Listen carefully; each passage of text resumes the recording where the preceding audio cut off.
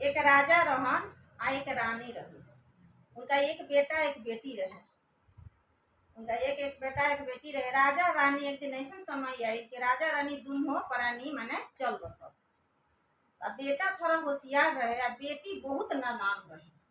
तो बेटा कहलक कि माई बाबू तो मर गईलन, अब हमार बहिन के पोसी के। तो बैठल बैठल लड़का सोचा था ई है कि हमार चाची है, फुआ है, मौसी है, नानी है, वो सब कोई के भी हम दे दें तो कोई भी पोस दी।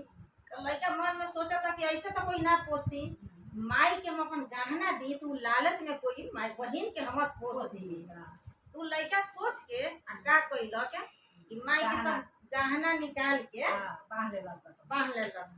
तो उहे लड़का गहना बांध के का कहता लेके चलता चलता जाता के करा भी अपना चाची भी जाता पहला नंबर। चाची भी जाके का कहता काकी जाति लिहनिए बबुआ माई के गहना माया रे माई के गहना हो कान्हे लिहाली टुआरी बहिन होरा ए रामा हो कान्हे लिहाली टुआरी बहिन होरा। हवा से चलले बबुआ चाची के नगरिया रे चाची के नगरिया हो हरा भइले चाची के द्वार होरा ए रामा हो हरा भइले चाची जी के द्वार होरा। ले हुए चाची माई के गहना माया रे माई के गहना हो पोसीदा टुआरी बहिन होरा ए रामा हो पोसीदा टुआरी बहिन होरा। चाची का कहतरी गहना देखली लड़का के देखली तब चाची कहतरी अगिया लगई बबुआ माई के गहना माया रे माई के गहना हो नाम नाही पोसाबो टुआरी बहिन होरा ए रामा हो नाही पोसाब टुआरी बहिन होरा। लड़का रोवे लागल कहता चाची हमर जवाब दे देली कि हम तोर बहिन के ना पोसम, गहना की आग लगा दे। अब लड़का सोचा था कहता चाची तो जवाब दे देली तो अब चलो फुआ के पास। फुआ का कहतरी अब फुआ तो अपन है, चाची अपन है, फुआ अपन है, तब हमर फुआ का कहतरी लेके चलला फुआ के गावे लड़का चले लागल। हवा से चलले बबुआ फुआ के नगरिया रे फुआ के नगरिया हो हरा भइले फुआ जे के द्वार होरा ए रामा हो हरा भइले फुआ जी के द्वार होरा। फुआ निकल के कहतरी का बात है कि तू आके खार भइल बा। फिर लइका कहता ले न ले हुए फुआ माई के गहना माया रे माई के गहना हो पोसी दहू टुआरी बहिन होरा ए रामा हो पोसी दहू टुआरी बहिन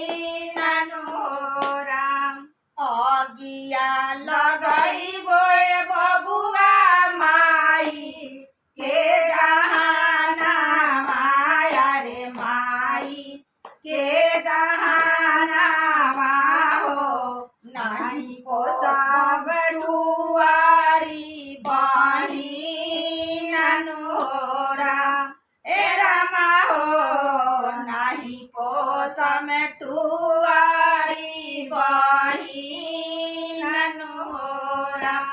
लड़का कहता चाचियो जवाब दे दिली, फुओ जवाब दे दिली, अब मौसी के लगे चलो तनी मौसी का कहते री हमा से चलले बबुआ मौसी के नगरिया रे मौसी के नगरिया हो खड़ा भइले मौसी जी के द्वार नोरा ए रामा हो खड़ा भइले मौसी जी के द्वार नोरा।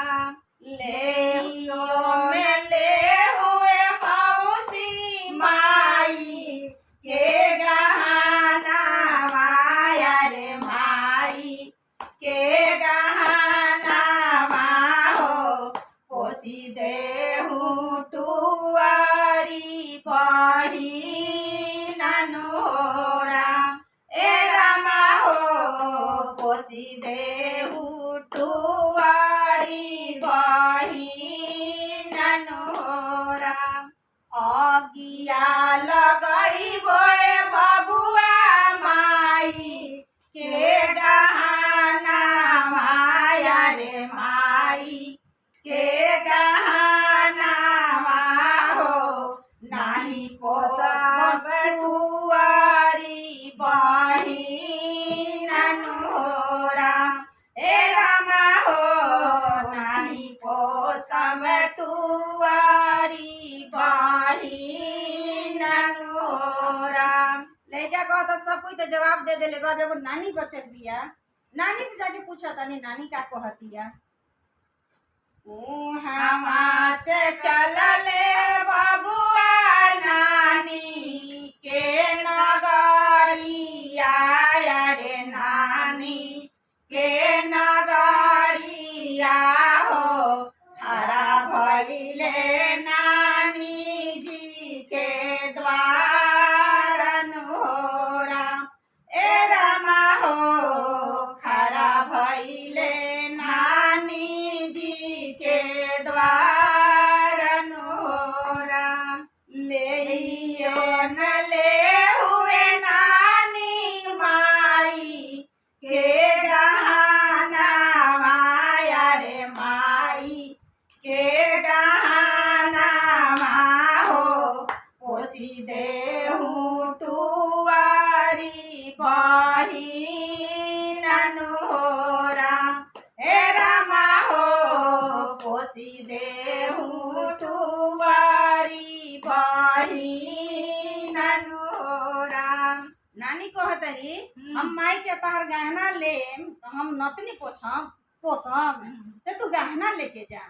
बीन का कहतरी अगिया लगइबो बबुआ माई के गहना माया रे माई के गहना हो हम पोसम टुवारी नती नोरा ए रामा हो हम पोसम टुवारी नती नोरा।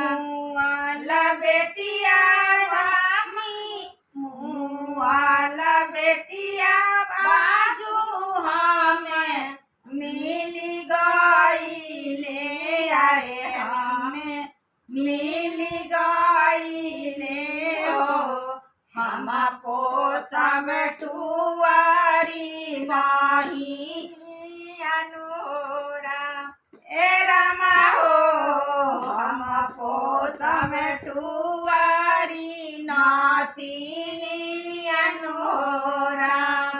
मुआला बेटिया बबुआ हम मिल गईले अरे हमारा मिल गईले हो हम पोसम टुवारी नाथी हो राम ए रामा हो हम पोसम टुवारी नाथी ले में जाहुए बबुआ माई के गहना माया रे माई के गहना हो मुआला बेटिया झूमी लला हो राम ए रामा हो मुआला बेटिया झूमी